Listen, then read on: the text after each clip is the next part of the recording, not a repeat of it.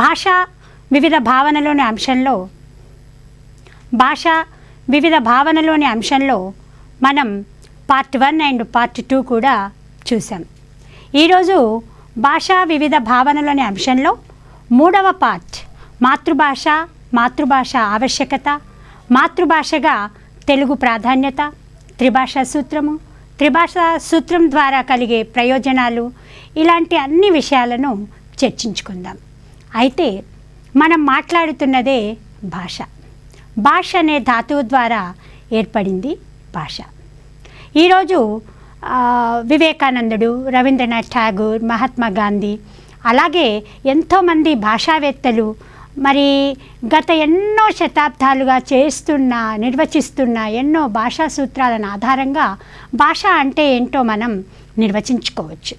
అయితే భాషను నిర్వచించుకోవడం మహాసముద్రంలో నుంచి మొత్తాన్ని తీసుకున్నంతగా సమస్యాత్మకమైంది. అంటే ఇక్కడ భాష ఒక అనంతమైనది, ఎంతో లోతైనది. సముద్రం సాగరం లోతెంతో తెలుసుకోవడం ఎంత కష్టమో, ఒక మనిషిని మనీషిగా తీర్చడంలో భాష యొక్క ప్రయోజనం కూడా అంతే లోతైంది.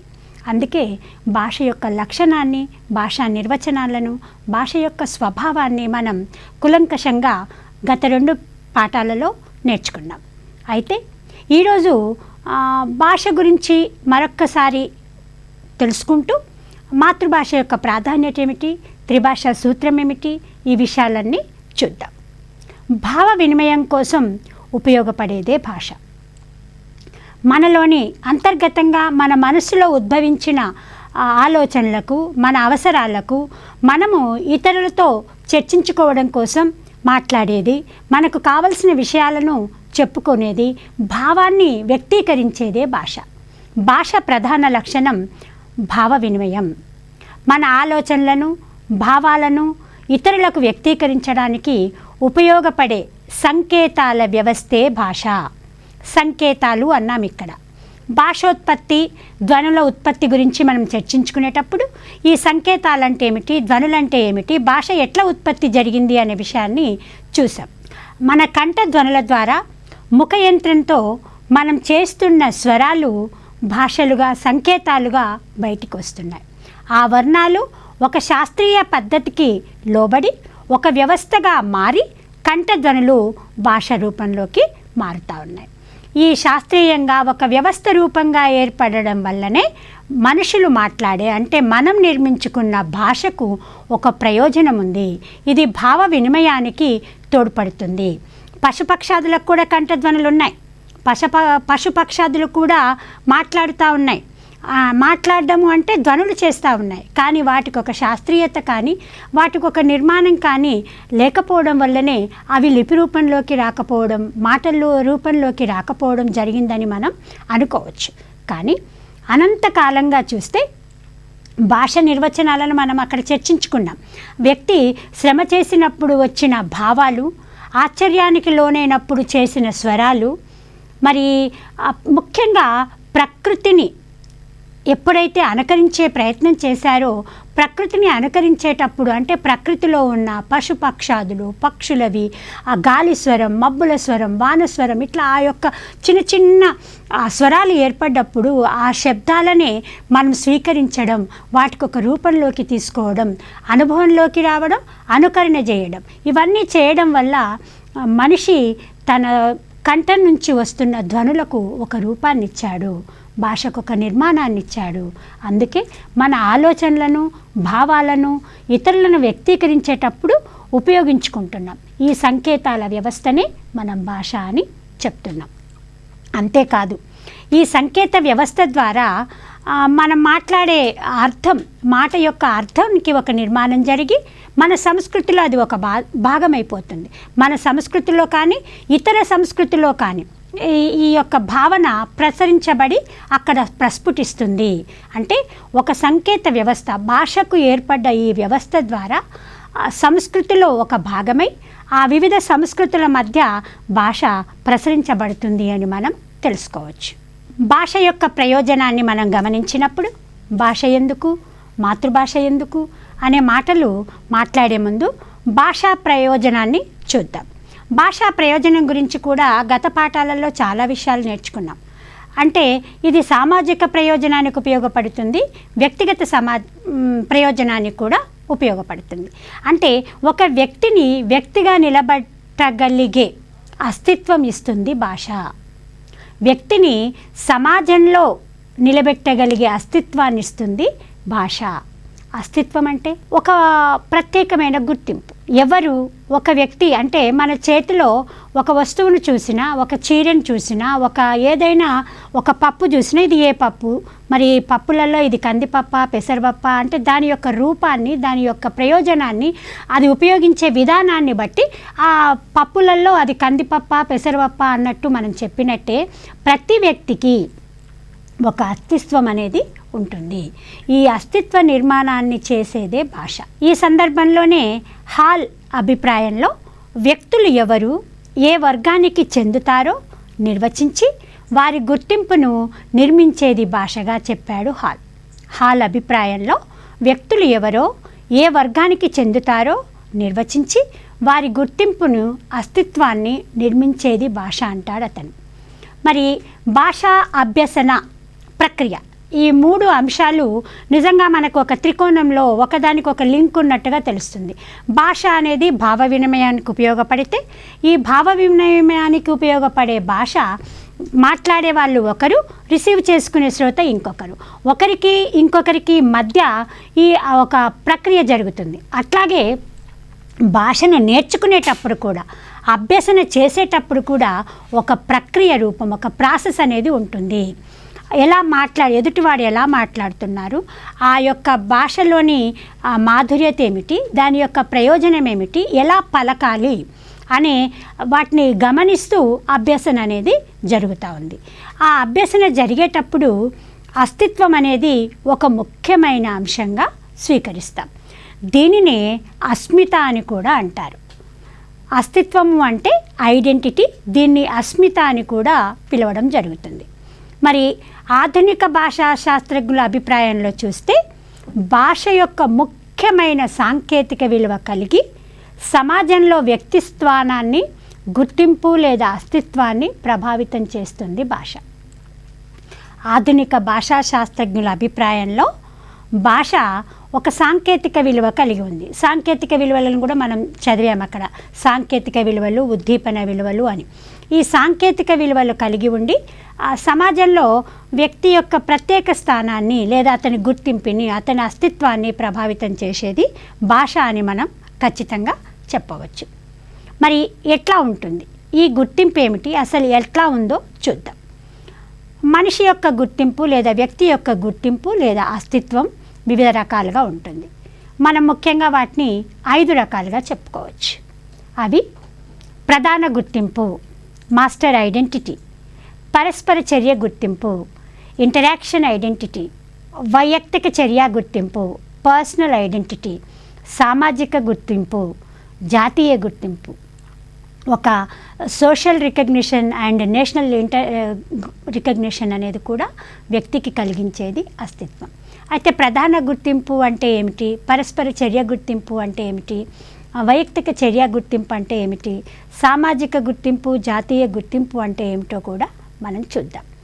ప్రధాన గుర్తింపులో ఒక వ్యక్తి ఏ వర్గానికి చెందుతున్నాడు, అతని యొక్క కులం ఏంటి, అతని యొక్క అంటే తన యొక్క బ్యాక్గ్రౌండ్ను వెంటనే గుర్తింపచేసేది ప్రధాన గుర్తింపు. ఇక రెండవది పరస్పర చర్య గుర్తింపు. పరస్పర చర్య గుర్తింపులో ఇంకొకరితో ఎలా బిహేవ్ చేస్తున్నాడు, ఇంకొకరితో ఎట్లా ప్రవర్తిస్తున్నాడు, ఆ ప్రవర్తనలో అతని యొక్క వ్యక్తిత్వం ఏమిటి, అతని యొక్క మంచితనం ఏమిటి, అతని శీల స్వభావం ఏమిటి అనేది ఈ ఎదుటి వాళ్ళ ఇద్దరి మధ్యలో జరిగినప్పుడు మనకు ఒక ఐడెంటిటీ, అంటే 10 మందిలోకి వెళ్ళినప్పుడు ఇతని యొక్క పరస్పర చర్య ఎట్లా ఉంటుంది, ఇతరులతో వ్యవహరించే తీరు ఎట్లా ఉంటుంది, దాన్ని బట్టి ఒక గుర్తింపు వస్తుంది. అది మనం ఇంటరాక్షన్ ఐడెంటిటీ అనవచ్చు. ఇక పర్సనల్ ఐడెంటిటీ, ఒక వ్యక్తిని చూడగానే వాళ్ళ ఒక ఫెమిలియర్ పర్సన్ కావచ్చు, ఒక ఉపాధ్యాయుడు కావచ్చు, ఒక రాజకీయవేత్త కావచ్చు, రైతు కావచ్చు, వైయక్తికంగా అతను చేసే ప్రొఫెషన్ కావచ్చు, అతని యొక్క విధి విధానాలు, అతను ప్రవర్తిస్తున్న తీరు కావచ్చు, దానివల్ల ఒక పర్సనల్ ఐడెంటిటీ అనేది ఏర్పడుతుంది. ఇక సామాజిక గుర్తింపు. మనం ఎన్నో సందర్భాలలో ఈ మాట మాట్లాడుకుంటాం. మనిషి వ్యక్తిగా పుట్టాడు, కానీ సమాజంలో పుట్టాడు. తనకంటే ముందే ఒక చుట్టూ తనకొక సమాజం ఉంది. సమాజంలో వ్యక్తిగా అతను మనగలుగుతున్నాడు కాబట్టి ఆ వ్యక్తి సామాజికంగా అతని గుర్తింపు ఏమిటి, సమాజంలో అతని స్థానం ఏమిటి, అతని అస్తిత్వం ఏమిటి అని చెప్పేది ఇంకొక అస్తిత్వం. ఇక జాతీయ గుర్తింపు.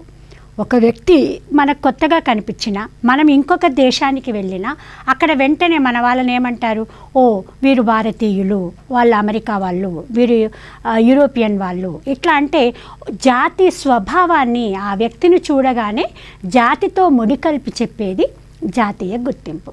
మరి వీటన్నింటి వెనక ఎందుకు ఒక వ్యక్తికి ప్రధాన గుర్తింపు నుంచి జాతీయ గుర్తింపు, అంతర్జాతీయ గుర్తింపు తేవడానికి భాష ఎందుకు తోడ్పడుతుంది, ఎట్లా తోడ్పడుతుంది అనే విషయాన్ని మనం మళ్ళీ చర్చించుకోవాలంటే దాని యొక్క ముఖ్య ఉద్దేశం కూడా ఒకటి.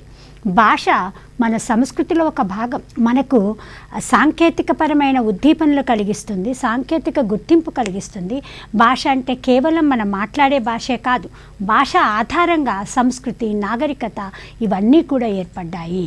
వ్యక్తికి ఒక ప్రత్యేక గుర్తింపును తెచ్చాయి. అందుకే వ్యక్తి గుర్తింపులో భాష అనేది తోడ్పడుతుంది. ఇక మరి వ్యక్తుల అస్తిత్వం ఎప్పుడు ఒక తీరుగానే ఉంటుందా? ఉండదు, ఉండకపోవచ్చు. కారణం, మనం ఈ దేశంలో ఉన్నప్పుడు లేదా మన ఊరిలో ఉన్నప్పుడు ఒక తీరు ఉంటాం, పక్క ఊరికి పోయినప్పుడు ఒక తీరు ఉంటాం. మన ఇంట్లో మాట తీరు వేరుంటుంది, పక్క వాళ్ళ ఇంటికి కొత్తగా కలిసిన వాళ్ళతో మాట్లాడినప్పుడు మన తీరులో మార్పు ఉంటుంది. అంటే ఈ అస్తిత్వం, ఓహో వీళ్ళు ఇక్కడైతే ఇలా ప్రవర్తిస్తున్నారు, అక్కడైతే వాళ్ళు ఒక 10 మందిలో ఒకరిగా ప్రవర్తిస్తాం. అంటే కాల పరిస్థితులకు అనుగుణంగా, మనకు అక్కడ ఉన్న స్థితిగతులకు అనుగుణంగా కూడా వ్యక్తుల అస్తిత్వం కొన్ని సందర్భాలలో మారుతూ ఉంటుంది. ఇక విభిన్న పరిస్థితులలో వ్యక్తి మారుతున్న తన గుర్తింపును ప్రతిబింబించే విధంగా తన భావనలను కూడా మార్చుకోవచ్చు. విభిన్న పరిస్థితులలో అంటే ఒక చోట ఉన్న పరిస్థితి ఇంకొక చోట ఉండదు. ఇక్కడ తెలుగు నేర్చుకుంటున్న పిల్లవాడు తన భాషలోనే, తనకు తెలిసిన భాష అంటే ఇక్కడ ఇది మాతృభాష అయినప్పుడు, అట్లాగే తమిళ్ అయితే తమిళ్ భాష వాళ్ళ మాతృభాష అయినప్పుడు అక్కడ వాళ్ళ భాషలో వాళ్ళు స్పష్టంగా మాట్లాడతారు. కానీ ఇతర భాష నేర్చుకునేటప్పుడు కొంచెం ఏదో మనసులో భావన, ఒక బెరుకు, అక్కడంతా కొత్త పరిస్థితి, కొత్త వాతావరణం, ఆ మాటలు కొత్త, ఆ పదాలు కొత్త. అట్లాంటి సమయంలో తను కొంచెం తగ్గవలసి ఉంటుంది. అంటే అక్కడికి అనుకూలంగా తన వ్యక్తిత్వాన్ని మలుచుకుంటూ ఉంటాడు. ఈ విధంగా విభిన్న పరిస్థితులలో వ్యక్తి మారుతున్న తన గుర్తింపును ప్రతిబింబించే విధంగా తన భావనను మార్చుకోవచ్చు. ఇది విదేశీ భాష అభ్యసన సందర్భంలో చాలా సందర్భాలలో ఎదురవుతుంది. అంతేకాదు, ద్వితీయ భాషా అభ్యాసంలో కూడా, ఇతర వైవిధ్యమైన భాషా అధ్యయనాల్లో కూడా వ్యక్తుల అస్తిత్వము ప్రముఖ పాత్ర వహిస్తుంది. ఇక సామాజిక అంశం కూడా ప్రముఖ పాత్ర వహిస్తుందని భాషా శాస్త్రజ్ఞుల అభిప్రాయం. ద్వితీయ భాష అంటే ఏమిటి, ప్రథమ భాష అంటే ఏమిటి, అవి మనం ముందు చర్చించుకుందాం. మరి ఇక భాష బోధనా మాధ్యమం. భాష బోధనా మాధ్యమంగా ఎట్లా మారింది, మనకెందుకు మాధ్యమం అంటే ఒక వాహకంగా మనం చెప్పొచ్చు. ఇక్కడ ముఖ్యంగా మనము మెథడాలజీ చదువుతూ ఉన్నాం. భాషను భాషగా నేర్చుకోవడం వేరు, భాషను నేర్పడం వేరు. భాషను ప్రతి పిల్లవాడు పుట్టిన తల్లి గర్భంలోని కొన్ని స్వరాలు వింటూ ఉన్నాడు. తర్వాత అనుకరణ ద్వారా, అనుభవం ద్వారా తన చుట్టూ ఉన్న పరిస్థితులను గమనించుకుంటూ భాష నేర్చుకుంటూ ఉన్నాడు. అయితే ఆ భాష బోధనా మాధ్యమంగా ఎట్లా మారుతుంది, బోధనా మాధ్యమం అంటే ఏంటో చూద్దాం. మాధ్యమం అంటే సాధారణంగా మనం ఒక వాహకం అని అనుకోవచ్చు. విద్యా ప్రక్రియ ముఖ్యంగా మనం తరగతి గదిని ఒక్కసారి గుర్తు తెచ్చుకుందాం. తరగతి గదిలో ఉపాధ్యాయుడు, విద్యార్థి. తరగతి గదిలో ఉపాధ్యాయుడు, విద్యార్థి.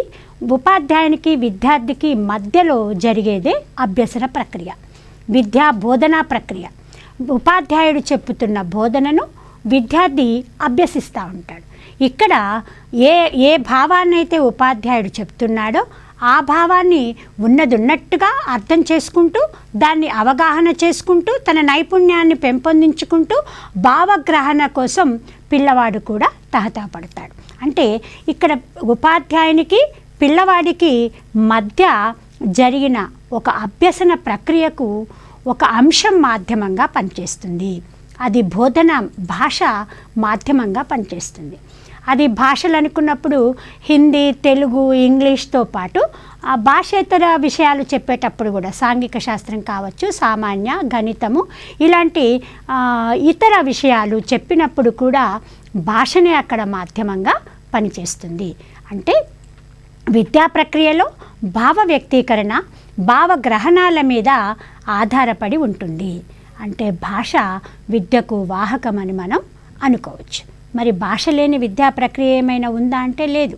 అది లిపి రూపంలోనైనా ఉంటుంది, లిపి రూపంలో ఉంటుంది, మరి మాట్లాడే రూపంలో కూడా ఉంటుంది. కాబట్టి అన్ని బోధనా అభ్యసన సందర్భాల్లో భాష ద్వారా మాత్రమే విద్యా ప్రక్రియ కొనసాగుతుంది.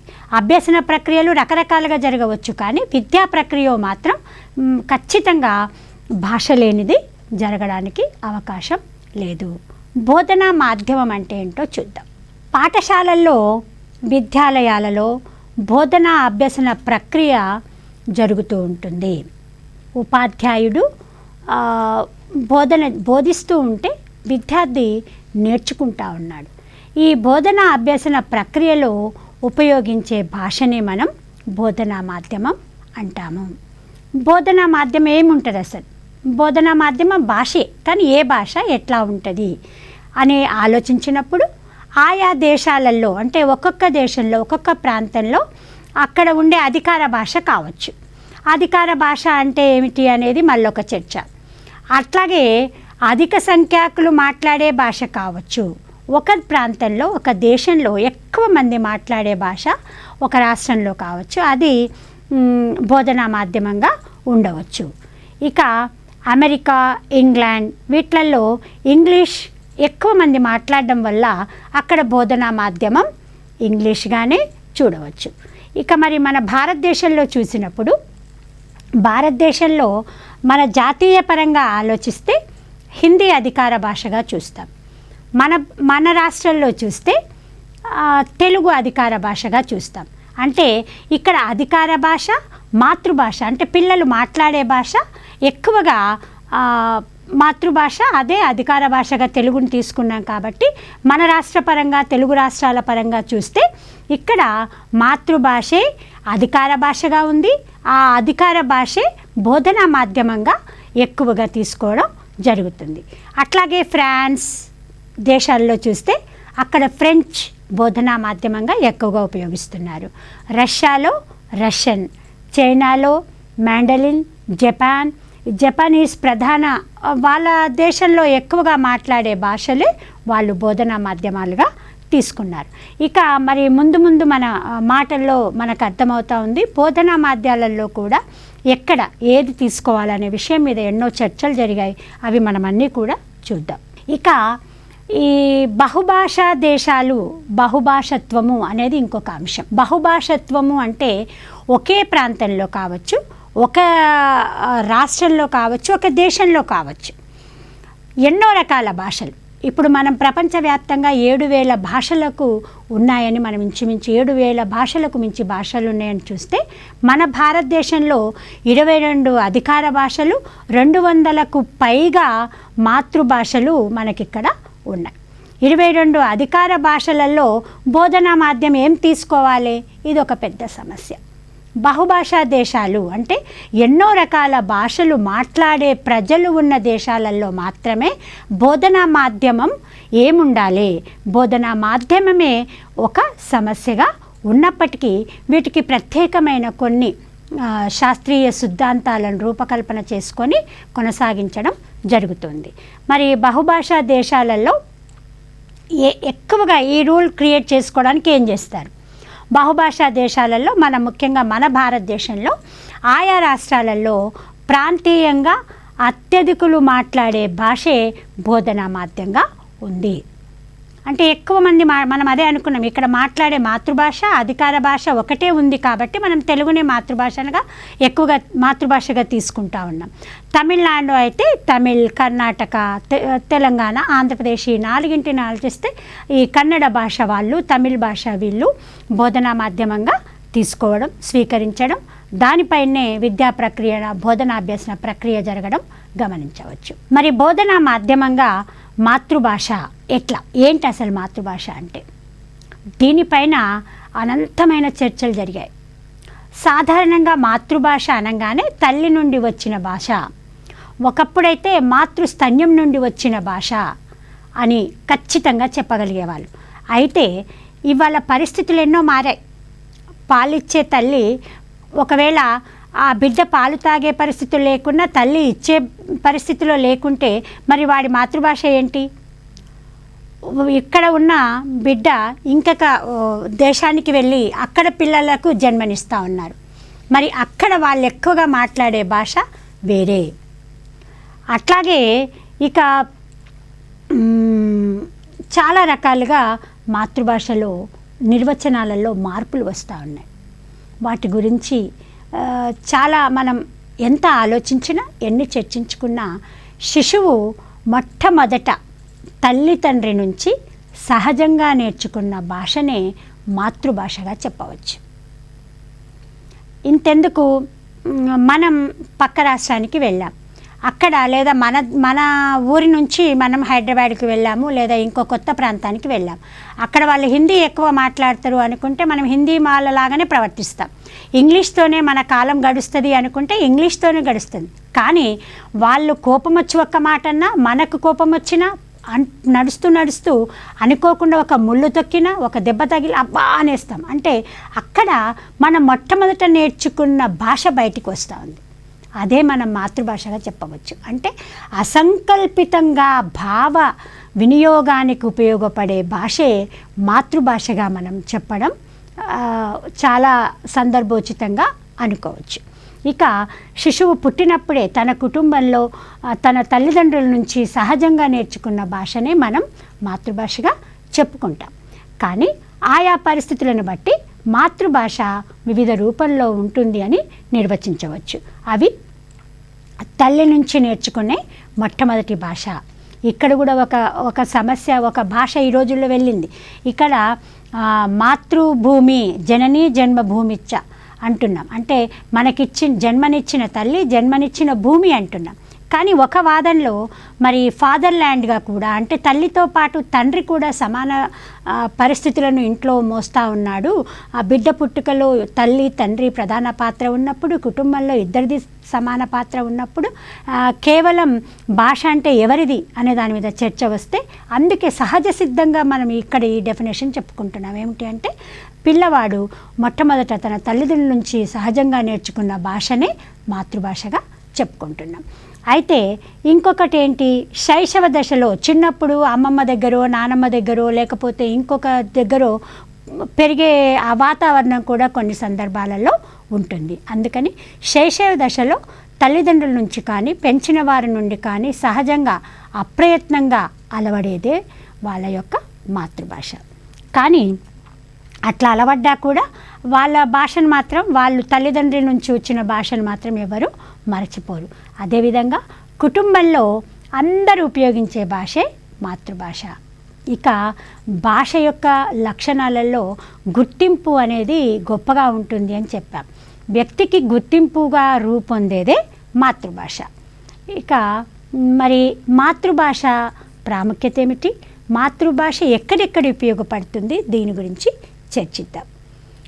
ఒక పిల్లవాడి సమగ్ర మూర్తిమత్వ వికాసానికి భాష తోడ్పడుతుంది అని భాషా నిర్వచనాలలో మనం గమనించాం. పిల్లవాడి సమగ్ర మూర్తిమత్వము అంటే తన వ్యక్తిత్వంలో కావచ్చు, తన భావ వినిమయంలో కావచ్చు, తన శీల నిర్మాణంలో, తనేమనుకుంటున్నాడో తన లక్ష్య సాధనలో, తన గమ్య సాధనలో భాషను వేదికగా చేసుకుంటాడు. ఆ భాష ద్వారానే ఇతర భాషలు నేర్చుకుంటాడు. వాటి ద్వారానే సాంకేతికపరమైన అభివృద్ధి చెందుతున్నాడు. వాటి ద్వారానే ఎన్నో అధ్యయనాలు జరుగుతున్నాయి. అయితే నా మాతృభాష తెలుగు, కానీ నేను ఇంగ్లీష్లో బాగా మాట్లాడతా అని ఒక్కొక్కరు చెప్తూ ఉంటాను. కానీ వాళ్ళని కూడా ప్రశ్నించి చూడండి, లేదా మనమే ఈ ప్రశ్న వేసుకుందాం. ఏదైనా మాతృభాషలో, అంటే ఇప్పుడు మన మాతృభాష తెలుగులో ఏం వింటున్నామో అది ఉన్న పలంగా మనం మెదడులోకి ఎక్కించుకుంటున్నాం. దానికోసం ఏ పిల్లవాడు ఏ ప్రయత్నము చేయడు. మళ్ళీ ఈ మాతృభాషలోనే మాండలిక ప్రభావాలు ఏర్పడ్డప్పుడు కొంత తత్తరపాటు జరుగుతూ ఉంది. ఆ సందర్భంలో మన పుట్టిన భాష, మనం పుట్టుకతో నేర్చిన భాష కన్నా ఇతర భాషల్లో చదివేటప్పుడు పిల్లవాడిని అభ్యసనలో ఒక సందిగ్ధత ఏర్పడుతుంది, వాడు కష్టపడాల్సిన అవసరం కూడా ఉంటుంది. మొట్టమొదటిగా భావనలను ఏర్పరచుకొని వాటిని విజ్ఞానవంతంగా జ్ఞాన రూపంలోకి మార్చుకుంటాం. ఏం నేర్చుకోవాలనుకున్నా, ఏం విన్నా మనలోని ఊహలకు ఒక రూపాలు ఇవ్వాలన్న ఒక భావన ఏర్పడుతుంది. ఈ భావన మొదట తెలుగులో ఏర్పడ్డాకే, మన మాతృభాషలో ఏర్పడ్డాకనే దాన్ని ఇతర భాషలో మనం బయటికి చెప్పే అవకాశం ఉంటుంది. అందుకే మీరు గమనించి ఉండవచ్చు, తెలుగు మాట్లాడే వాళ్ళు రాసే ఇంగ్లీషు స్వతహాగా పుట్టుకతో ఆ దేశాలలో రాసే వాళ్ళ ఇంగ్లీష్కి తేడా ఉంటుంది. ఇక్కడ మన వాక్య నిర్మాణంలో కర్త కర్మ క్రియా రూపాలు కొంత ఇక్కడ ప్రాధాన్యత వహిస్తాయి. మన నిర్మాణంలో, వాక్య నిర్మాణంలో కూడా కొంత సహజ సిద్ధమైన మార్పును మనము గమనిస్తూ ఉంటాం. అందుకే మాతృభాష ద్వారా నేర్చినప్పుడు వాళ్ళు సొంతంగా సహజంగా పిల్లవాడు కూడా వాళ్ళ ఉద్దేశాలను వెలికి తీయగలుగుతాడు. భాషా నైపుణ్యాలలో వినడము, తర్వాత శ్రవణము, భాషణము, పఠనము, లేఖనము అంటున్నాం. ఈ భాషా నైపుణ్యాలు రావాలి అంటే పిల్లవాడు విన్నది చక్కగా అవగాహనతో అర్థం చేసుకోగలగాలి. ఈ అవగాహన జరగాలి అంటే మాతృభాష యొక్క ప్రాధాన్యత బాగా ఉంది. తను వింటున్నాడు, పుట్టుకతోనే విన్నాడు కాబట్టి అక్కడ ఏ కొత్తదనం ఉండదు. వాటిని మన మాటల్లో కొత్త ఏదైనా వొకాబులరీ శబ్దాలు వచ్చినప్పుడు వాటికి అర్థవంతంగా వాటిని నేర్చుకుంటున్నాడు కాబట్టి అవగాహనలో లోపం ఉండదు, అవగాహన స్పష్టంగా ఉంటుంది. ఆ విధంగా మాతృభాష కాని విషయాలను నేర్చుకునేటప్పుడు, ఇతర భాషలు నేర్చుకునేటప్పుడు, వాటిల్లో మాట్లాడాలి అనుకున్నప్పుడు ఏ శిశువైనా కావచ్చు, ఏ వ్యక్తి అయినా కావచ్చు, ఆ భావనలను అనుకోకుండానే తన మాతృభాషలో కల్పించుకొని చెప్పడం జరుగుతుంది. అందుకే మాతృభాష లేకపోవడము, వీటిలో కొంత మన దేశానికి నష్టమే జరిగిందని మహాత్మా గాంధీ గారు కూడా కొన్ని సందర్భాలలో చెప్పాడు. అంటే మాతృభాషలో విద్యా బోధన పూర్తి స్థాయిలో జరగకపోవడము అని మనం ఆలోచిస్తే ఇంకా ముందు ఈ విషయాలు కూడా మనకు వస్తూ ఉంటాయి. ఏంటి అంటే భారతదేశము స్వతంత్రానికి ముందు, స్వతంత్రం తర్వాత, అలాగే తెలుగు రాష్ట్రాలు నైజాములకు ముందు, తర్వాత రాష్ట్రం ఏర్పడ్డ తర్వాత, ఈరోజు మళ్ళీ తెలంగాణ రాష్ట్రం ఏర్పడ్డ తర్వాత, ఇట్లా మన భాష యొక్క సీక్వెన్స్ చూస్తే మనకు కొన్ని పరిణామ దశలు మనకు కనిపిస్తూ ఉన్నాయి. ఈ పరిణామ దశలలో అంటే మార్పులు కూడా వస్తూ ఉన్నాయి. ఈ మార్పులన్నింటినీ మనము మన విద్యా బోధనలో గమనిస్తూ ముందుకు సాగవలసిన అవసరం ఏర్పడింది. అలా సాగడం కూడా జరుగుతూ ఉంది. అందుకే మాతృభాష యొక్క ప్రాముఖ్యతను చర్చించేటప్పుడు చాలా విషయాలను మనం చర్చిస్తాం. మహాత్మా గాంధీ మాతృభాష ప్రాముఖ్యాన్ని చెప్పేటప్పుడు శిశువు తన సౌందర్య దృష్టిని, ఆనందభూతిని వ్యక్తం చేయడానికి ఉపయోగపడే సహజ మాధ్యమం మాతృభాష అన్నాడు. తన ఆనందాన్ని చెప్పాలన్నా, తన సౌందర్య దృష్టిని చెప్పాలన్నా, తన అనుభూతిని చెప్పాలన్నా సహజంగా ఉపయోగపడే మాధ్యమం మాతృభాష అన్నాడు. అలాగే బ్లచ్ శిశువు పాఠశాలలో ప్రవేశించకముందే ధారాళంగా మాట్లాడే భాష మాతృభాష. పుట్టుకతోనే తన తల్లితో, నానమ్మతో, అత్తతో, అమ్మమ్మతో, మామతో, చిన్నితో, అక్కతో, పక్కింటి వాళ్ళతో, ఎదురింటి వాళ్ళతో ఎన్నో వందల ధ్వనులను, మాటలను వింటాడు. కాబట్టి పాఠశాలకు వచ్చే నర్సరీలో చేరినా లేదా 5th ఇయర్లో చేరిన శిశువు పాఠశాలలో చేరకముందే ధారాళంగా కొన్ని విషయాలను మాట్లాడతాడు.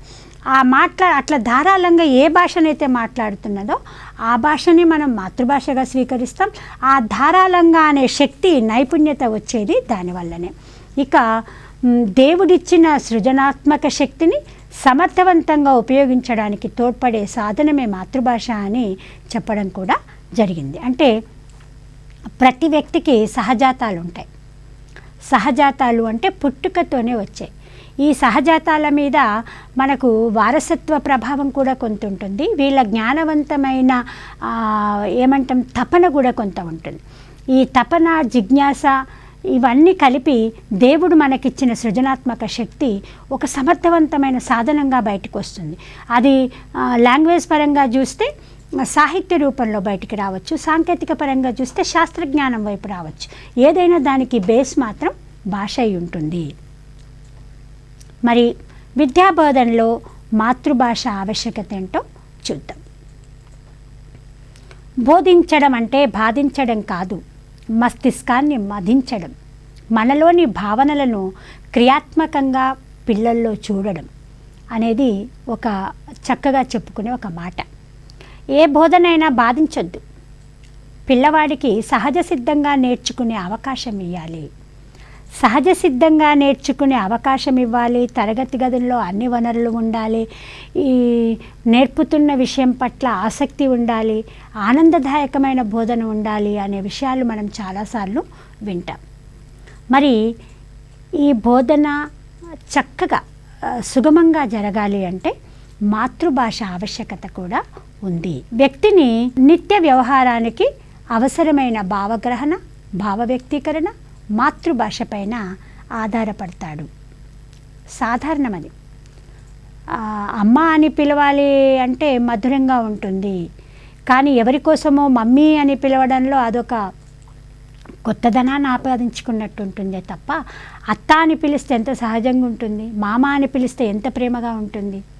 అక్కడిని మనము అర్థం లేని ఆంటీ అంకుల్ అనేటప్పుడు కొన్నిసార్లు మనకే డౌట్ వస్తుంది, వీళ్ళు ఆంటీ అంటే అత్తనా పిన్న, అంకుల్ అంటే మామనా బాబాయా. అంటే ఈ పరభాష అనేది ప్రభావం జరిగినప్పుడు కొంత సందిగ్ధత పరిస్థితులు ఏర్పడుతూ ఉంటాయి. అందుకే విద్యాబోధనలో మొట్టమొదట పిల్లవాడికి ఒక క్లారిటీ ఉండాలి, స్పష్టత అనేది ఉండాలి, తను ఏం నేర్చుకుంటున్నాడు.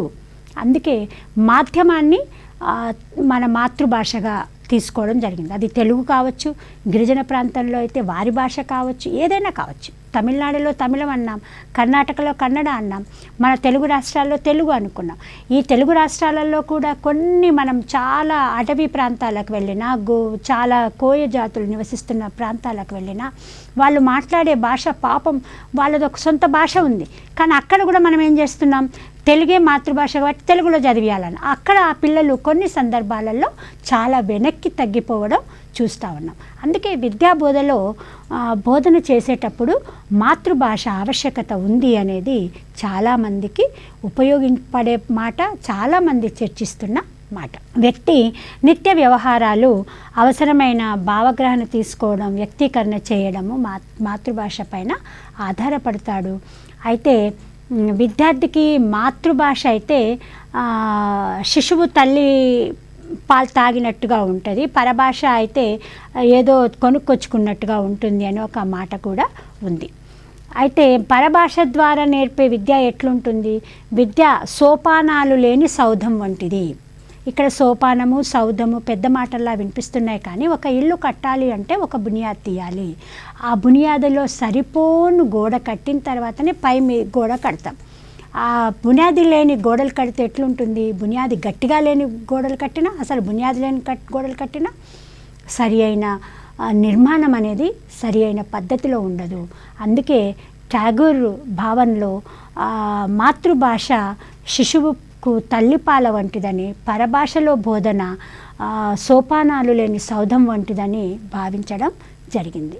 1906లో ఠాగూర్, బిపిన్ చంద్రపాల్, చిత్తరంజన్ దాస్ మొదలైన ప్రముఖులందరూ ఒక జాతీయ విద్యా సదస్సు ఏర్పాటు చేసి అప్పటి బోధనా భాష అయిన ఆంగ్ల భాష ప్రాముఖ్యత తగ్గించాలని, దేశ భాషలకు ప్రాధాన్యత ఇవ్వాలని సూచించింది. ఇది 1906 పరిస్థితి. అంటే మనం మొదట అనుకున్నట్టుగా స్వాతంత్రానికి ముందు భారతదేశంలో ఆంగ్లేయుల ప్రభావం ఉంది.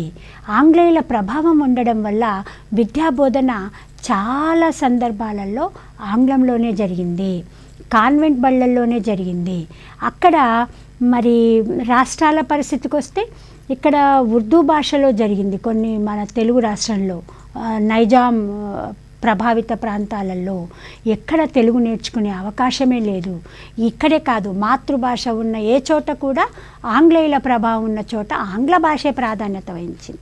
అట్లా వహించడం వల్ల బోధన భాష ఆంగ్ల అయ్యే వరకల్లా అసలు దేశ భాషలకు ప్రాధాన్యత లేకుండా పోయిందని చెప్పి 1906లో ఏర్పడ్డ జాతీయ విద్యా వ్యవస్థ council, national council of education వాళ్ళ అప్పటి ప్రముఖులు ట్యాగూర్, చంద్రపాల్, చిత్తరంజన్ దాస్ వీళ్ళందరూ అందులో కమిటీ సభ్యులుగా ఉండి దేశ భాషలకు ప్రాధాన్యత ఇవ్వాలని వాళ్ళు చెప్పడం జరిగింది.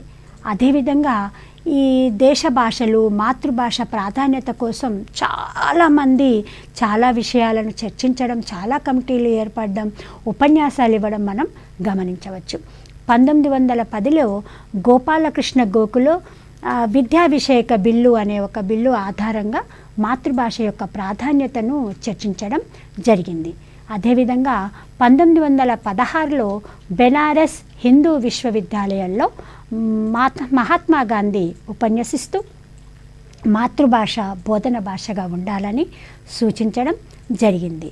అంతేకాదు 1918లో కలకత్తా యూనివర్సిటీ కమిషన్, 1929లో హోడా కమిటీ, 1936లో వుడ్స్ రిపోర్ట్ ఇవన్నీ కూడా మాతృభాష బోధన భాషగా ఉండాలని సూచిస్తూ దీనికోసం తగిన చర్యలు తీసుకోవడానికి ప్రభుత్వాన్ని, అప్పట్లో ఉన్న పాలకులను కూడా కోరడం, పోరాడడం, ప్రతి విషయంలో స్వతంత్ర ఉద్యమంలో కావచ్చు, నిజాం వ్యతిరేక ఉద్యమంలో కావచ్చు, ఏ సందర్భంలో అవకాశం ఉన్నప్పుడల్లా తమ మాతృభాషకు ఒక ఐడెంటిటీ ఇవ్వాలి.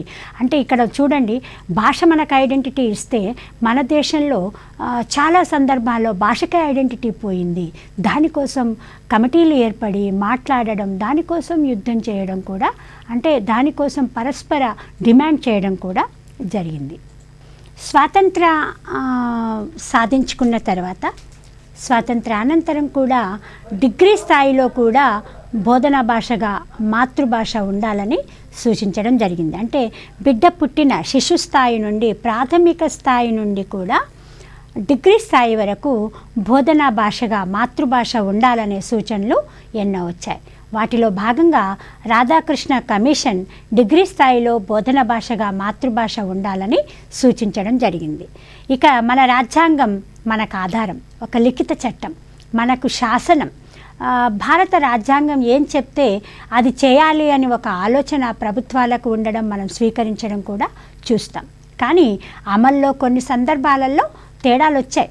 అయినప్పటికీ 1950లో రాజ్యాంగ చట్టం మాతృభాష ప్రాధాన్యతను వివరించింది. అంటే బోధన చేసేటప్పుడు మాతృభాష ఉండాలి, మాధ్యమంగా మాతృభాష ఉండాలి, పిల్లవాడు తన అభిప్రాయాలను స్వతంత్రంగా సహజంగా వ్యక్తీకరించాలి అంటే మాతృభాష ప్రాధాన్యతను గమనించాలన్న విషయము రాజ్యాంగ చట్టం 1950లోనే సూచిస్తే 1952-53లో ఏర్పడ్డ మొదలియార్ కమిషన్ లేదా సెకండరీ ఎడ్యుకేషన్ కమిషన్ అంటాం. ఈ మొదలియార్ సెకండరీ ఎడ్యుకేషన్ కమిషన్ కూడా మాతృభాష యొక్క ప్రాధాన్యత మీద సుదీర్ఘంగా చర్చించడం జరిగింది. అలాగే 1962లో భారత జాతీయ సమైక్య సమితి ఏర్పడి ఇక్కడ మాతృభాష యొక్క ప్రాధాన్యత గురించి ప్రపంచానికి వెలికి చెప్పింది. ఇక మరి ఇంకా ఈనాటి వరకు కూడా కొన్ని విద్యా కమిషన్స్ చాలా ప్రాధాన్యతను ఆపాదిస్తూ ఉన్నాయి, మనకు తెచ్చిపెడతా ఉన్నాయి. వాటిల్లో కొఠారి కమిషన్ ఒకటి. 1964-66 మధ్యలో కొఠారి కమిషన్ మనకు చాలా సూచనలను విద్యాపరంగా చేసింది. ఆ కొఠారి కమిషన్ అన్ని దశలలో కూడా మాతృభాష బోధనా మాధ్యమంగా ఉండాలని పేర్కొన్నది. ఆ తర్వాత చూస్తే 1984-86 ఈ దశలో వచ్చిన జాతీయ విద్యా విధానం, నేషనల్ ప్రోగ్రామ్ ఎడ్యుకేషన్ అనేది చాలా విషయాల మీద ప్రభావం చూపింది. అట్లాగే 1992లో ఏర్పడ్డ జాతీయ విద్యా విధానం కూడా, నేషనల్ ప్రోగ్రాం కూడా మాతృభాష యొక్క ప్రాధాన్యతను వివరించడం జరిగింది. ఇక ఎందుకు మాతృభాష అంటే విద్యార్థి సమగ్ర మూర్తిమత్వాభివృద్ధికి మాతృభాష మాధ్యమం తోడ్పడుతుంది కాబట్టి మాతృభాషలోనే విద్యాబోధన జరగాలని స్వతంత్ర అనంతరం ఏర్పడ్డ ఎన్నో కమిషన్స్ సూచించాయి. అంతేకాదు 2009 నాటి విద్యా హక్కు చట్టం కూడా, విద్యా హక్కు చట్టం అనేది మనకందరికీ బాగా రైట్ టు ఎడ్యుకేషన్ యాక్ట్ 2009 విద్యాపరంగా చూస్తే భారతదేశంలో ఎన్నో మార్పులను తెచ్చింది. ఈ చట్ట ప్రకారము ఇవాళ పిల్లలు స్వేచ్ఛగా చదువుకునే అవకాశాలు ఏర్పడ్డాయి. ఉపాధ్యాయులకు ఎన్నో రకాల పరిమితులు ఏర్పడ్డాయి. సమాజానికి ఎన్నో బాధ్యతలు ఏర్పడ్డాయి. ప్రభుత్వానికి ఎన్నో సూచనలు వచ్చాయి. ఇక మరి అలాంటి విద్యా హక్కు చట్టము రైట్ టు ఎడ్యుకేషన్ యాక్ట్ 2009 కూడా మాతృభాషలో విద్యా మాధ్యమం ఉండాలి అనేది చెప్పింది. అయితే మరి ఏంటి ఇన్ని చట్టాలు చెప్తా ఉన్నాయి, రాజ్యాంగము కోరుతుంది, అన్నీ చేస్తున్నప్పటికీ మరి ఆయా రాష్ట్రాలతో పాటు తెలుగు రాష్ట్రాల్లో కూడా పాఠశాలల్లో వాస్తవిక స్థితి ఏమిటి అనేది మనము ఆలోచించవలసి ఉంది. ప్రభుత్వ పరంగా జరిగే బోధన దశాబ్దం కింది నుంచి కేవలము మన తెలుగు రాష్ట్రంలో తెలుగులోనే ప్రభుత్వ పాఠశాలలు, జిల్లా పరిషత్ పాఠశాలలు, ప్రాథమిక పాఠశాలలు ఉన్నాయి. కానీ ఆ తర్వాత సక్సెస్ స్కూల్స్ పేరుతో మాతృభాష తెలుగుతో పాటు ఇంగ్లీష్ మీడియం పాఠశాలలు కూడా తరగతులు కూడా మన పాఠశాలల్లోకి జొరబడ్డాయి. ఇక్కడే మనకు అర్థమవుతుంది పాఠశాలలో వాస్తవ స్థితి ఎట్లా ఉంది అసలు. ఇక్కడ మాతృభాష బోధనా మాధ్యమం అనేది 100% అవుతుందా, మనం కూడా కొంచెం ఇతర విధానాలకు పాల్పడుతున్నామా అనే పరిస్థితి కూడా మనకు తెలుస్తుంది. ఈ విషయాల గురించి చర్చించుకునేటప్పుడు మరి ముందు అంశాలలో తెలుగు పాఠశాలల్లో ఈ భాషా సూత్రాల గురించి మనం చూద్దాం. ఇక ముఖ్యంగా మాతృభాష ప్రాథమిక స్థాయి నుంచి డిగ్రీ స్థాయి వరకు ఉండాలి అనే ఒక కోరిక మేరకు చాలా చర్యలు స్టార్ట్ అయ్యాయి. మరి ఎందుకు మాతృభాషను డిగ్రీ స్థాయి వరకు పెట్టలేకపోతున్నాం, ఎందుకు ఇక్కడ మనము కొంత ఇంగ్లీష్ భాషలో నేర్చుకోవాలి అనే విషయాల మీద కూడా కొంత చర్చ జరిగింది. అక్కడ మాతృభాష ప్రయోజనం ఎంతున్నప్పటికీ మాతృభాషలో ఇప్పుడు మనకు హైపసిస్ అనే ఒక వర్డ్ ఉంటుంది. దీన్ని పరికల్పన అంటాం. హైపసిస్ అనేది అర్థమైపోయింది శాస్త్రీయంగా చూస్తే. సైన్స్లో కాకవచ్చు ఏదైనా ఒక ప్రాజెక్టు తీసుకున్నప్పుడు దీనికి పరికల్పన అనే పదం బయటికి రావడానికి చాలా రోజులు పట్టింది. అంటే ఈ అంతర్జాతీయ భాష అయిన ఆంగ్లంలో కొంత శాస్త్రీయ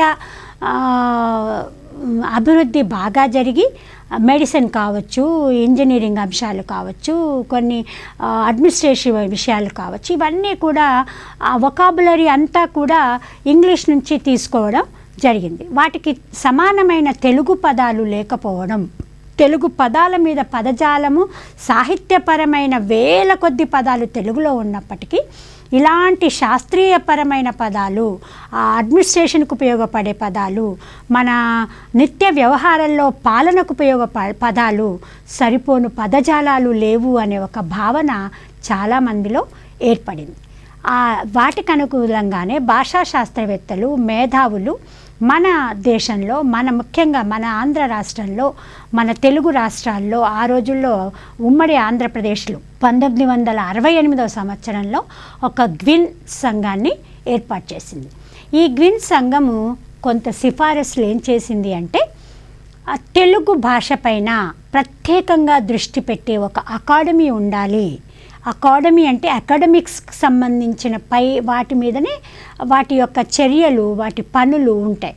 అందుకే 1968లో గ్విన్ సంఘం సిఫారసుల మేరకే మన దగ్గర తెలుగు అకాడమీ ఏర్పడింది. ఈ తెలుగు అకాడమీ యొక్క ముఖ్య ఉద్దేశం పాఠ్య పుస్తకాలకు నిర్మాణానికి కావలసినన్ని పదజాలాలు ఏర్పరచాలి, పుస్తకాలను రాయించాలి. ప్రాథమిక స్థాయి నుంచి డిగ్రీ స్థాయి కావచ్చు, ఇప్పుడైతే పీజీ స్థాయి వరకు కూడా అన్ని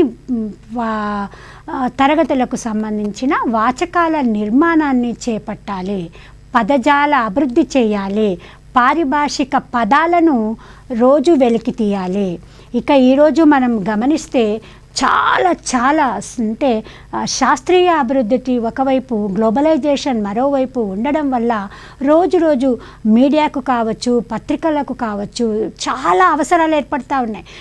ఎక్కడో ఒక్క చోట ఒక విషయం జరిగితే దాన్ని అది ఏ భాషలో వచ్చినా వెంటనే దాన్ని తెలుగులో రాసి జనానికి వినిపించాల్సిన అవసరం ఉంది.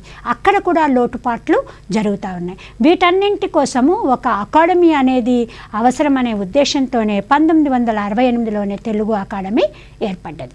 ఈ తెలుగు అకాడమీ ద్వారా ఇప్పటికీ కూడా చాలా చాలా వాచక నిర్మాణాలు, పారిభాషక పదాలు, కొత్త కొత్త విషయాలు ఎన్నింటినో వాళ్ళు ప్రచురించి ఇవాళ ఇంతెందుకు మనకు పిల్లలకు కావలసిన రెఫరెన్స్ పుస్తకాలన్నింటినీ కూడా మనకు అకాడమీ తయారు చేయడం జరుగుతూ ఉంది. ఈ విధంగా మాతృభాష అభివృద్ధి చెందాలి అంటే మాతృభాషకు సంబంధించిన శాస్త్రీయపరమైన లిపి రూపాన్ని కూడా మనము తీసుకోవాలి.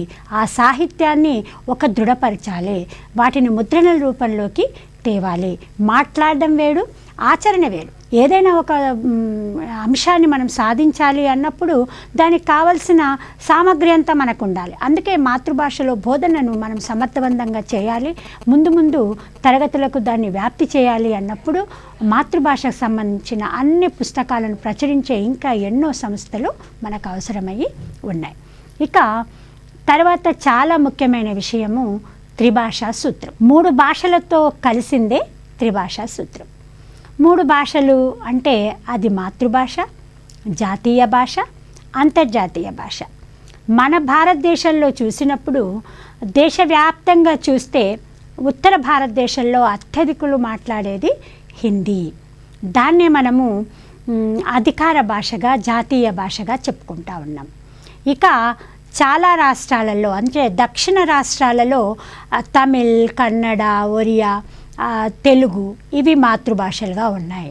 అంటే ఇక్కడ ఎక్కువ మంది అత్యధికులు మాట్లాడేది ఈ భాషలు కాబట్టి ఇవి మాతృభాషగా ఉన్నాయి. వీటన్నింటినీ కూర్చుకొని ఒక వ్యక్తిగా ఇవాళ మనిషిగా మారడం అనేది వ్యక్తి నిర్మాణం. కానీ వ్యక్తి ఒక ఐడెంటిటీ పొందాలి, తనని జ్ఞానాన్ని ఆపాదించి వ్యాప్తంగా కూడా సృజనాత్మకంగా నిలబడగలగాలి అంటే తన జ్ఞానాన్ని అభివృద్ధి చేసుకోవాలి. ఈ జ్ఞాన అభివృద్ధితో పాటు అంతర్జాతీయంగా కూడా ఒక వ్యక్తిగా నిలబడాలి అంటే అంతర్జాతీయ భాష పైన కూడా ఆధారపడవలసి ఉంది. అందుకే 2 రకాల కారణాలు ఉన్నాయి. ఒకటి, భారతదేశంలో ముఖ్యంగా ఇంగ్లీషు పరిపాలన అధికారం వాళ్ళు కొన్ని వందల సంవత్సరాలు ఇక్కడ ఉండడం, ఆంగ్లం యొక్క ప్రభావం ఏర్పడడం ఒకవైపు. ఇవాళ గ్లోబలైజేషన్ ధర్మల వ్యక్తి సాఫ్ట్వేర్ సైడ్ కావచ్చు, ప్రపంచంలో ఎక్కడైనా తన మనుగడ అంటే ఒక కూలీ చేసుకున్న పిల్లవాడు కావచ్చు, ఏ పని రైతు కావచ్చు, ఒక వ్యాపారి కావచ్చు, తన బిడ్డ తన కొడుకు ప్రపంచవ్యాప్తంగా చదువుకున్నాడు కాబట్టి వీడు ఏడైనా మనగలగాలి అనుకుంటున్నారు. మనగలగాలి అనాలి అన్నప్పుడు వాళ్ళ అస్తిత్వ నిర్మాణం జరగాలి అన్నప్పుడు ఆ భాష నేర్చుకొని ఉండాలి. అందుకే అంతర్జాతీయ భాషగా ఇంగ్లీష్ను మన వాళ్ళు గుర్తించుకోవడం జరిగింది. ఈ 3 భాషలు ఏ మేరకు పిల్లవాడికి తోడ్పడతాయి, ఏ భాష ఎట్లా ఉపయోగపడాలి అనే అంశాలను త్రిభాషా సూత్రంలో మనం చూస్తాం. మాతృభాష యొక్క ప్రయోజనం మనం ఇప్పుడు ఆల్రెడీ తెలుసుకున్నాం. రెండవది జాతీయ భాష. అంటే మనము మన దేశంలో మన రాష్ట్రాన్ని దాటి పక్క రాష్ట్రానికి వెళ్ళాలన్నా, మన రాష్ట్రంలోనే ఉన్న ఇతర రాష్ట్రాల ప్రజలతో మనము మన వ్యవహారాలు నిర్వహించుకోవాలన్నా మనకు హిందీ కావాలి. అట్లాగే ఇక్కడ వాళ్ళు కావచ్చు, ఇంకెక్కడైనా కావచ్చు, మన భావ వినయం కోసం ఇంగ్లీష్ భాష కూడా కావాలి. వీటితో పాటు అధికార భాష గురించి చర్చించినప్పుడు అక్కడ హిందీ, ఇంగ్లీష్ 2గా ఉంటే మన దగ్గర తెలుగు, ఉర్దూ 2వ భాషగా ఉన్నాయి. తెలుగు మొదట, తర్వాత ఇట్లా భాషా సూత్రాలను చూసినప్పుడు చాలా పదాలను మనం వింటాం. మాతృభాష, జాతీయ భాష, అంతర్జాతీయ భాష, గ్రాంధిక భాష, మాండలిక భాష, వ్యవహార భాష, ప్రామాణిక భాష, ఇట్లా రకరకాల పదబంధాలు, పదజాలం వీటిని ఆధారపడి ఉన్నాయి. మరి త్రిభాషా సూత్రము ఎందుకు అంటే ఒక పల్లెటూరులో, ఒక చిన్న గూడెంలో ఉన్న లేదా ఒక రిమోట్ ఏరియాలో ఉన్న పిల్లవాడు ప్రపంచంలో ఒక వ్యక్తిగా నిలబడగలగాలి అన్నప్పుడు అతను కావలసిన 3 భాషలు అంటే తన ఊరి భాష, తన రాష్ట్ర ఊరు లేదా రాష్ట్ర భాష, తన దేశీయ భాష, అంతర్జాతీయ భాష, ఈ మూడింటిని కలిపిందే త్రిభాషా సూత్రం. త్రిభాషా సూత్రంలో 1956లో ఈ సూత్రాన్ని ప్రతిపాదిస్తే 1964 సంవత్సరంలో మన భారతదేశంలో ఒక ముఖ్యమంత్రుల సమావేశం జరిగింది. ఆ ముఖ్యమంత్రుల సమావేశంలో విద్యా విధానం ఎలా ఉండాలి, విద్యా విధానంలో ఏం చేస్తే మన దేశం ఇంకా తొందరగా బాగుపడుతుంది అనే విషయాల మీద చర్చించినప్పుడు త్రిభాషా సూత్రాన్ని విద్యా విధానంలో అంతర్భాగం చేయాలని అందరూ కోరుకోవడం జరిగింది. ఆ పరంగానే త్రిభాషా సూత్రం అమల్లోకి వచ్చింది. అదేవిధంగా మరి ఈ ముఖ్యమంత్రుల సమావేశంలో ఎప్పుడైతే త్రిభాషా సూత్రాన్ని వాళ్ళు బాగా సపోర్ట్ చేశారో 64, 66లో వచ్చిన కొఠారి కమిషన్ ఇదే విషయాన్ని గట్టిగా బలపరిచింది. అంతేకాకుండా 1978 సంవత్సరంలో ఎన్సీఆర్టీ 10+2+3 విద్యా ప్రణాళిక దేశమంతటా ఉండాలని కోరింది. ఏంటి అసలు ఎన్సీఆర్టీ అంటే ఏమిటి? National council for education and research training centre. అది అంటే భారతదేశంలో జాతీయ వ్యాప్తంగా ఉన్న సెంటర్ ఎన్సీఆర్టీ. దేశవ్యాప్తంగా విద్యా ప్రణాళిక మీద పూర్తి స్థాయిలో రూపకల్పనకు ఒక సూచనలు ఇచ్చే కెపాసిటీ ఎన్సీఆర్టీకి ఉంటుంది. అందుకే 1978 సంవత్సరంలో ఎన్సీఆర్టీ దేశమంతటా విద్యా ప్రణాళికలో 10+2+3, ఇప్పుడు అదే పద్ధతి మనం అమల్లో ఉన్నాం. 10వ తరగతి తర్వాత ఇంటర్మీడియట్ 2 సంవత్సరాలు, ఆ తర్వాత 3 సంవత్సరాలు డిగ్రీ. ఈ 3 స్థాయిలో ఉన్నప్పుడు కూడా ఈ 3 స్థాయిలో కూడా త్రిభాషా సూత్రాన్ని వాళ్ళకు అనుగుణంగా మార్చాలి అనేది ఒక నిర్ణయం తీసుకున్నాను. ఆ తర్వాత ఈశ్వరీబాయ్ పటేల్ సంఘం రూపకల్పనలు కూడా విద్యా విధానానికి చాలా తోడ్పడ్డాయి. అదేవిధంగా 1986లో జాతీయ విద్యా విధానం ఏర్పడింది. ఈ జాతీయ విద్యా విధానం కూడా త్రిభాషా సూత్రాన్ని సమర్థిస్తూ దాన్ని అమలు చేయాలని కోరుకోవడం జరిగింది. అయితే త్రిభాషా సూత్రంతో పాటు మరి ఇతర విషయాలు మన పాఠశాలల్లో ఎట్లా ఉన్నాయని చూసేటప్పుడు కొంత త్రిభాషా సూత్రం గురించి ఇంకొంచెం క్లారిటీ తీసుకుందాం. త్రిభాషా సూత్రంలో భారతదేశ వ్యాప్తంగా చూసినప్పుడు నార్త్ ఇండియాలో అంటే ఎక్కడైతే హిందీ మొదటి భాషగా ఉందో, వాళ్ళ మాతృభాషగా ఉందో, అక్కడ అదే ప్రథమ భాష అవుతుంది. ఆ ప్రథమ భాష తర్వాత నేర్చుకునేది ద్వితీయ భాష. ద్వితీయ భాషలో ఇంగ్లీష్ తీసుకొని ఏదైనా ఒక దక్షిణ ప్రాంత భాషను వాళ్ళు థర్డ్ లాంగ్వేజ్గా తీసుకోవాలి. అట్లా కాకుండా హిందీ మాతృభాషగా లేని మన దక్షిణ భారతదేశ ప్రాంతాలను చూసినప్పుడు ఇక్కడ మాతృభాష, ఇక్కడ వీళ్ళు అత్యధికులు మాట్లాడే మాతృభాష ప్రథమ భాషగా ఉంటుంది. హిందీ లేదా ఉర్దూ లాంటి అధికార భాషలు ద్వితీయ భాషలుగా ఉంటాయి. మూడవది థర్డ్ లాంగ్వేజ్ అంతర్జాతీయ భాష అయిన ఇంగ్లీష్గా తీసుకుంటున్నాం. మరి ఈ సూత్రము మన దేశంలో అంతటా ఒక తీరుగానే అమల్లోకి వచ్చిందా చూద్దాం. త్రిభాషా సూత్రము నిజంగా చూస్తే చాలా రాష్ట్రాలలో ద్విభాషా సూత్రంగానే ఉండిపోయింది. నార్త్ ఇండియాలో హిందీ, ఇంగ్లీష్తో పాటు మూడవది దక్షిణ భారతదేశానికి సంబంధించిన మాతృభాషలను త్రిభాషగా థర్డ్ లాంగ్వేజ్గా తీసుకోవాలి. కానీ వాళ్ళు ఎక్కువగా సంస్కృతం వైపు మొగ్గు చూపడం జరిగింది. అట్లాగే నార్త్ ఇండియాలో చూస్తే తమిళనాడు ఈ ప్రాంతంలో వీళ్ళు ఎక్కువగా మొట్టమొదటిది వాళ్ళ భాషతో పాటు ఇంగ్లీష్, ఆ తర్వాత వాటి రెండిటికే ప్రాధాన్యత ఇచ్చారు తప్ప వాళ్ళ రాష్ట్రంలో మూడవ భాష నేర్పే విధానానికి వాళ్ళు ఏనాడు సుముఖత చూపలేరు. అయితే మన ఆంధ్ర రాష్ట్రంలో, మన ఉమ్మడి రాష్ట్రంలో ఉన్నప్పుడు ఈరోజు కూడా తెలంగాణ రాష్ట్రం ఏర్పడ్డా కూడా త్రిభాషా సూత్రం ఎక్కువ స్థాయిలో చక్కగా అమల్లోకి జరిపిన రాష్ట్రం మన తెలుగు రాష్ట్రమే అని చెప్పొచ్చు. ఇక్కడ మాతృభాష తెలుగు అయిన చోట తెలుగునే మాతృభాషగా తీసుకుంటున్నాం. ఉర్దూ పిల్లల కోసం ఉర్దూ భాష కూడా, ఉర్దూ ప్రత్యేక పాఠశాలలు కూడా పెట్టి అక్కడ కూడా తెలుగు, ఇంగ్లీష్ కూడా నేర్వడం జరుగుతూ ఉంది. మరి దీన్ని బట్టి మనకేమవుతుంది?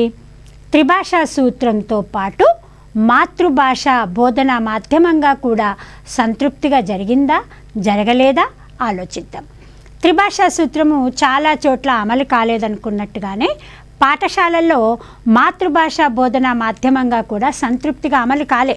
ఎందుకంటే ప్రైవేటు పరంగా ఎడ్యుకేషన్ అంతా కూడా ఇంగ్లీష్లోనే జరిగి అక్కడ చాలా ఇబ్బందులు పాలైన సందర్భాలు ఉన్నప్పటికీ కమర్షియల్గా ఆలోచించిన ఇంగ్లీషు మొదటి భాషగా ఉన్న ఇంగ్లీష్ మాధ్యమంలో ఉన్న పాఠశాలల్లో కొంతమంది చదివించడానికి ఇష్టపడ్డారు.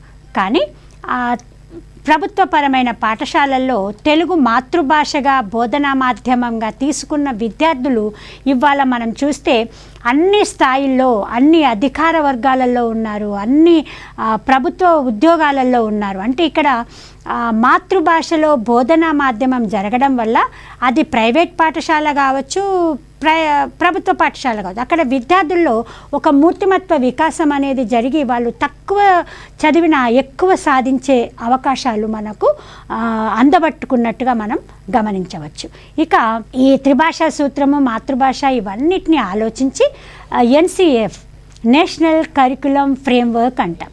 ఈ నేషనల్ కరికులం ఫ్రేమ్వర్క్ 2005లో 2011లో కొన్ని సూచనలు ఇచ్చింది. త్రిభాషా సూత్రాన్ని పటిష్టంగా అమలు చేయాలని కోరింది. శిశువుల మాతృభాష గిరిజన భాష అయితే ఆ గిరిజన భాష బోధనా మాధ్యమంగా ఉండాలని కోరింది. బహుభాషా నైపుణ్యాన్ని ప్రోత్సహించాలని చక్కగా సూచన ఇవ్వడం జరిగింది. ఇంతేకాదు RTE 2009 భాషా విషయంలో ఎలాంటి వివక్షకు గురి చేయకూడదు, అంటే ఎక్కువ మంది ఆ ప్రాంతంలో ఏం మాట్లాడుతున్నారో ఆ భాషనే మాతృభాషగా వాళ్ళకు బోధన చేయాలని చెప్పింది.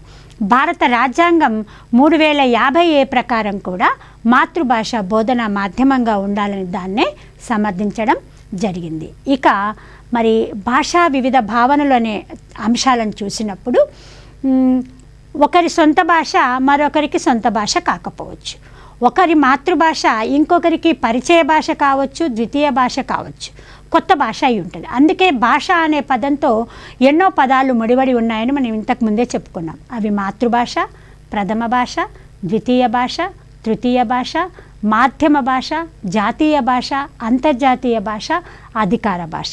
వీటన్నింటి గురించి కూడా మనం కొంతవరకు చర్చించాం. ఇక స్వరూపాన్ని బట్టి, భాషా స్వరూపాన్ని బట్టి, అంటే భాష యొక్క నిర్మాణాన్ని బట్టి, ఆ భాష ఉపయోగిస్తున్న విధానాన్ని బట్టి భాషను గ్రాంధిక భాష, ప్రామాణిక భాష, వ్యవహారిక భాష, మాండలిక భాష అనే పదబంధాలతో చెలామణి అవ్వడం చూడవచ్చు.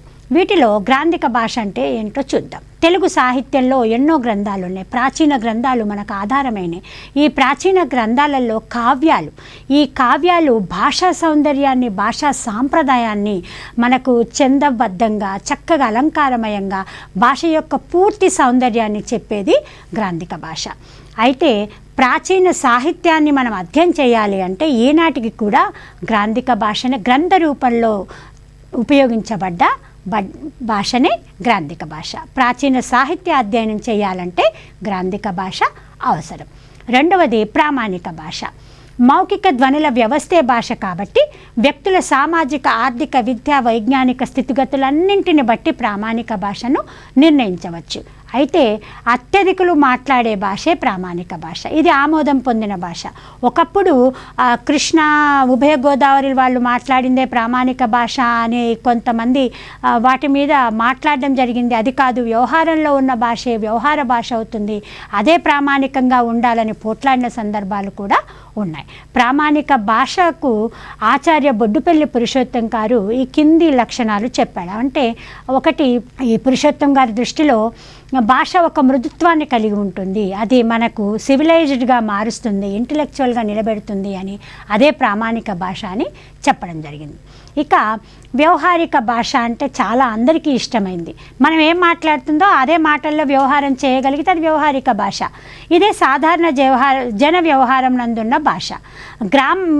భాష రూపమే వ్యవహారిక భాషా రూపంగా పరిణితి చెందింది అని భాషావేత్తల అభిప్రాయం. అంటే గ్రామాలలో మనం ఏం మాట్లాడుకుంటున్నామో వాటిని వ్యవహారిక భాషా రూపంగా చెందింది అని చెప్పేసి చెప్పింది. మరి ఆ రోజుల్లో గిడుగు రామ్మూర్తి గారు గురజాడతో పాటు మన కాళోజీ, దాశరథి, ఈనాటి తెలంగాణ భాషావేత్తలు అందరూ, పోరంకి దక్షిణామూర్తి కావచ్చు, ఇంకా చాలామంది భాషావేత్తలు వ్యవహారిక భాషలో మన భాష ఉండాలి అనేది చెప్పిండ్రు. ఇక తర్వాతది మాండలిక భాష. మాండలిక భాషనే డైలెక్ట్రిస్ అని కూడా అంటాం మనం. అంటే ఒక గూడెం, ఒక ప్రాంతం కావచ్చు, ఒక ప్రత్యేక వర్గం కావచ్చు, ఒక చుట్టూ ఒక ప్రాంతంలో ఎక్కువ మంది మాట్లాడుతున్న భాష కొన్ని పదజాలాల్లో మార్పులకు లోనై ఉంటుంది. ఆ మండలానికి సంబంధించిన భాషనే మాండలిక భాషగా మనం చెప్పుకుంటాం. ఈ ఇంగ్లీష్ తెలుగు నిఘంటువులలో మాండలిక భాష అనే పదాన్ని మనం చూస్తాం. బ్రౌన్య నిఘంటువులో కూడా మాండలిక అనే పదము ప్రస్తావించడం జరిగింది. మాండలిక పదానికి కొన్ని వైవిధ్యాలు ఉన్నాయి. ఇది పదోత్పత్తిలో వైవిధ్యం ఉంది, ఉచ్చారణలో కూడా వైవిధ్యం ఉంది. మాండలిక భాష అనేది ఒక మండలానికే చెంది ఉంటుంది. ఇది ఒక మూల భాషకు చెందిన దానిలాగా మనం చెప్పుకోవచ్చు. అంటే వీళ్ళ పెద్దలు ఏదో ఒక వర్గానికి చెంది ఉంటారు, ఒక ద్రావిడ ఆర్య భాషలకు సంబంధించి వాటి మూలానికి చెందిన వాళ్ళై, మూల భాషకు చెందిన వాళ్ళై ఉంటారు. అంతేకాదు ఒక వృత్తికో వ్యాపారానికో చెందిన ఒక పరిమిత భాష మాండలిక భాష చెప్పొచ్చు. ఇట్లా మనం ఆలోచిస్తే వృత్తిలో ఎన్నో పదాలు, కొలిమి అంటాం, ఈ తర్వాత పేడ, ఒక్కొక్క వృత్తిని చూసుకుంటా పోతే దానికి సంబంధించి కందిని, కుందెన, ఇట్లా పదాలు, ఒక్కొక్క వృత్తిలో వందల పదాలు మనకు మాండలిక పదాలు ఉన్నాయి. ఇవాళ తెలంగాణ మాండలికం అనేది తెలంగాణకే ఒక ప్రాతినిధ్యం వహిస్తూ తెలంగాణ యొక్క ఐడెంటిటీని ప్రపంచంలో నిలబెట్టింది. ఇక్కడ ఈ మాండలిక పదజాలం వల్ల మన యొక్క స్థిరత్వం ఏంటి, మన అస్తిత్వం ఏమిటో మనకు తెలుస్తూ ఉంది. మనము పుంటికూర అంటాం తప్ప దాన్ని ఏదో నాజూగానం మన ఇంటి ముందర ఏం వాడుతున్నామో 10 మందితో చెప్పేటప్పుడు కూడా అదే చెప్తాం. చేటల్లో చెరుగుతామంటాం, దానికి ఇంకేదో ఒత్తులు అలంకారాలు పెట్టం, ఇంకా ఏం మాట్లాడుకుంటున్నామో దంచుతాం, కుందెంలో పోస్తాం, మనం కుండలు చేస్తాం, ఇట్లా చేస్తాం. మన పదాలలో, మన మాండలికంలో కొంత ఒక ప్రత్యేకత ఉంది. ఇవే మాండలిక భాష యొక్క ప్రత్యేకత. మరి మాండలిక భాష పైన ఇవాళ మనము ఎన్నో పత్రికలలో చూస్తున్నాం, మన వాళ్ళు ఎన్నో పుస్తకాలు రాస్తున్నారు. ఆ పదజాలాలన్నింటినీ కాపాడుకోవడం వల్ల మన యొక్క స్థిరత్వం అనేది, మన అస్తిత్వం అనేది వెలుగులోకి వస్తుంది. ఇక తర్వాత అంశం బహుభాషిత్వం.